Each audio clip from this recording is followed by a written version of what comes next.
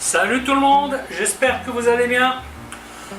En ce qui me concerne, ça va plutôt pas mal. Alors comme d'habitude, on met le petit pouce, on s'abonne, on pose des questions. Les questions, j'y réponds toujours avec plaisir.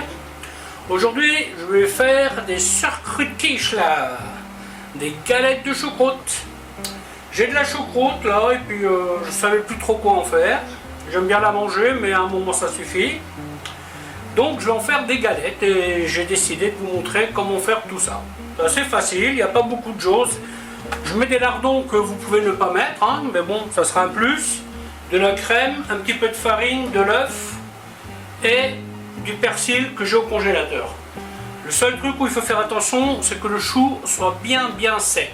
C'est pour ça que ça fait un petit moment qu'il égoutte là et je vais encore le presser. Voilà, bah écoutez, je vais vous montrer comment faire tout ça. A tout de suite.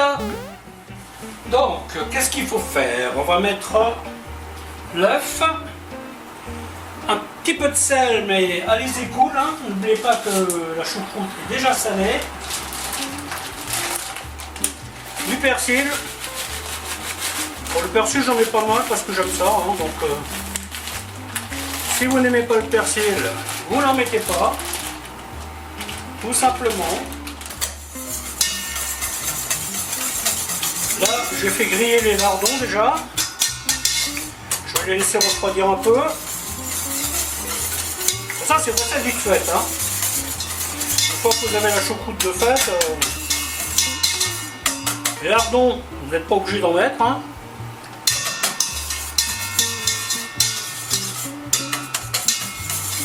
Vous pouvez faire au saumon fumé si vous voulez. Ensuite, on y met une demi-cuillère de farine, pas en mettre trop. Hein. Voilà, on va dire une cuillère bien rase. Voilà, attendez. Voilà, comme ça, hop.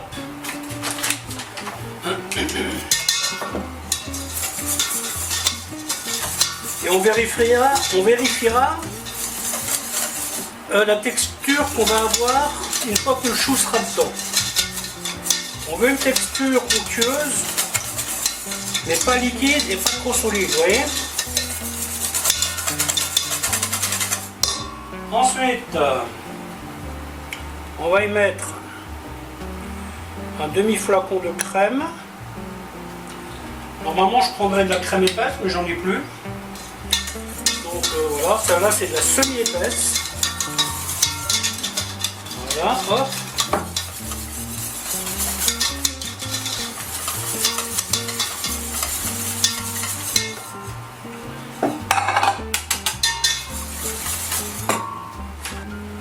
Ensuite, à ce stade, il vaut mieux avoir les doigts propres parce que nous allons presser le chou. Là, ça fait une petite heure qu'il égoutte. Vous voyez, il y a toujours pas mal de... Alors, vous pouvez faire le choix de faire une grosse galette. Vous voyez, vous mettez tout dans une poêle. Par contre, c'est une poêle qui va au four. Hein. Si vous ne prenez pas une poêle qui va au four, ça ne va pas le faire. Si vous n'aimez pas toucher les ingrédients, bah vous mettez des gants, tout simplement. Et on mélange bien.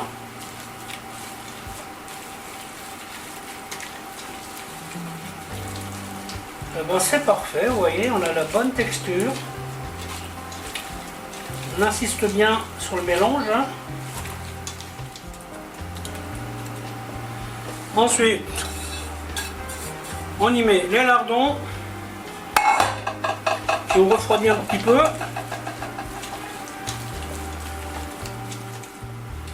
Vous voulez faire des tailles identiques, le mieux, vous voyez, vous prenez une louche et vous mesurez. Ça, c'est de loin la meilleure technique. Hein. Voilà, ça me convient. Hop. Voilà, donc là, on a 4 tailles identiques. C'est ce qu'on veut. Donc là, ce que je vais faire, je vais y mettre un peu d'huile et je vais y rajouter un peu de beurre.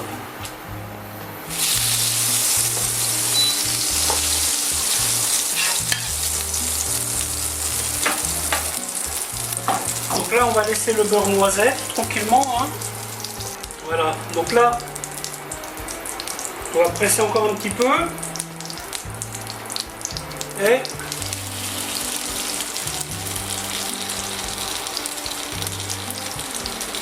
par contre le feu, on va pas le mettre trop fort. Hein. Là on veut une cuisson douce. Là je vais laisser 2 minutes, comme ça. Il vaut mieux ne pas aller trop vite. Hein. L'idéal c'est qu'on arrive à cuire au moins jusqu'à mi-hauteur. Vous voyez là il faut faire attention parce que si vous les retournez trop vite, vous avez une probabilité qu'elles se cassent. Donc là je vais essayer. Allez, je vais booster un peu le feu. Donc là je les ai laissés 4 minutes sur le premier côté. Et vous voyez à tout petit feu. À ce stade je pourrais les mettre au four. Bien sûr avec une poêle qui va au four. Celle-ci le manche s'enlève donc c'est pratique.